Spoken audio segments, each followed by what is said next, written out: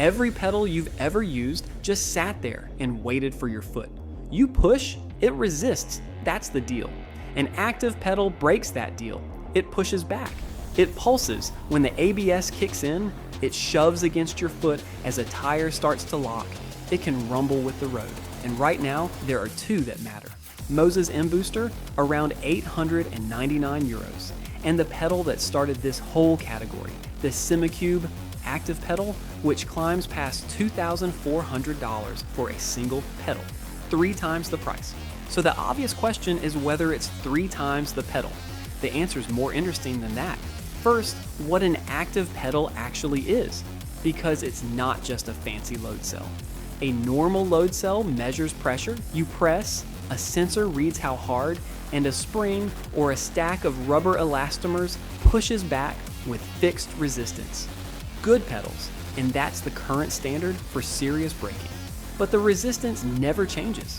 It's the same wall every lap. An ActivePedal throws the springs out. Inside is a servo motor driving a ball screw, and that motor controls the resistance in real time, hundreds of times a second, reading the game's telemetry as it goes. ABS triggers in iRacing. The motor pulses the pedal under your foot. You light up the rears on throttle, the throttle pedal buzzes. The pedal stops being a passive input and becomes a two-way device. It takes your foot's pressure in, and it feeds information back out. Now, who is this actually for? Because there are 2 completely different people watching this, and they want opposite things. The first is chasing the feeling. If you race to be immersed, to feel like you're in the car, an ActivePedal is one of the biggest jumps you can make. Force feedback in the wheel tells your hands what the front's doing. An ActivePedal tells your feet what the whole platform's doing.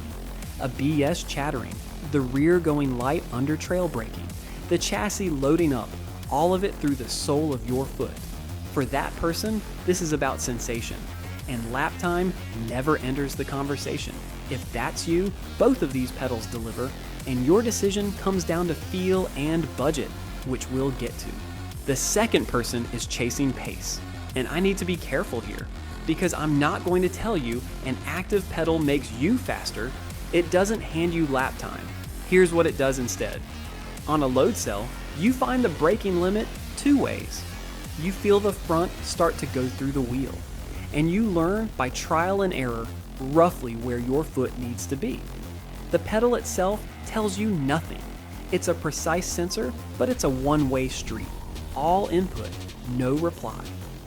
So a big part of braking at the limit is you inferring where the edge is, and the only feedback in the loop is coming through your hands. An ActivePedal adds a second channel, straight into your foot. When the tire is about to lock, you feel it under the pedal, the moment it happens, not a beat later through the wheel. You're no longer guessing where the edge is with your foot while your hands do all the listening. You feel it in the place you're actually controlling. For a driver who can use that, braking gets more precise and more repeatable, and you can sit closer to the limit you were already capable of reaching. It doesn't create pace. It removes a layer between you and pace that was already yours. That's the honest version. One caveat before anyone spends a fortune. This is not a casual upgrade. If you're not braking near the limit already, you won't have much use for information about a limit you're not touching. Reviewers who've lived with these say the same thing plainly. Not for casual sim racers. Right, the mBooster. MOZA's pitch is simple. Take the technology Simucube priced at 2,000 plus and sell it for 899 euros. It mounts on its own, or it bolts onto a CRP 2-pedal set with a small extension plate. So if you already run MOZA pedals, it slots into what you've got. It connects straight to the PC over USB, and here's a nice touch. You don't even need a MOZA wheelbase to use it. Windows only though. The standout isn't just the price, it's the tuning. Changing how a traditional pedal feels means swapping springs and shims for an hour. On the mBooster, you drag a slider and the feel changes in seconds. Brake pressure curve, ABS behavior, the lot all in software. reviewers consistently land around the same figure, roughly 80% of the Simucube experience for well under half the money. It's not flawless. There's an odd trait reviewers noticed. The haptic feedback is digressive. It hits strong and then eases into the right frequency, instead of just being right instantly.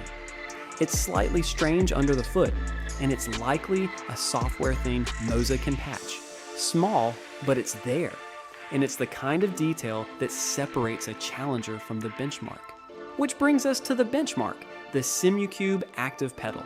This is the pedal that invented the category, and it still leads it. The build, the precision, the sheer fidelity of the feedback, it's a level above. Reviewers describe it as oozing precision, and it ships with professionally made profiles out of the box, so it feels dialed in from the first press rather than needing you to build it. That instant correct frequency that mBooster fumbles, Simucube nails, the catch is the number. The Pro starts around 1,700 euros. The Ultimate runs to roughly $2,400. Per pedal. Want an active brake and throttle? You're near 4,000. A 3-pedal setup pushes towards 6. A full MOZA 3-pedal set costs about the same as one single Simucube pedal. So, head to head, on outright feel and precision, Simucube wins clearly. It's smoother, more immediate, more refined, and it's plug and play. On value, it's not closed the other way. The mBooster gives you the large majority of that experience for a third to a half of the price. And it integrates with a CRP2 you might already own. Compatibility slightly favors the mBooster 2. USB to any PC, no need for the matching brand's base. Software depth, both are strong. Simucube's is more mature, MOZA's is faster to just grab and tweak. So who buys which? If money isn't the deciding factor and you want the best active pedal made, it's the Simucube, no asterisk. If you want most of what it does for a fraction of the outlay, and especially if you're already in the MOZA ecosystem, the mBooster is one of the smartest high-end buys in sim racing right now. And if you're a casual racer who brakes with a comfortable margin, neither save the money. A good load cell is all the pedal you need. The ActivePedal isn't hype. It's the first real change to how a brake pedal works in years. Whether it's worth it comes down to which of those two people you are, the one chasing the feeling or the one chasing the last bit of pace that was always in you.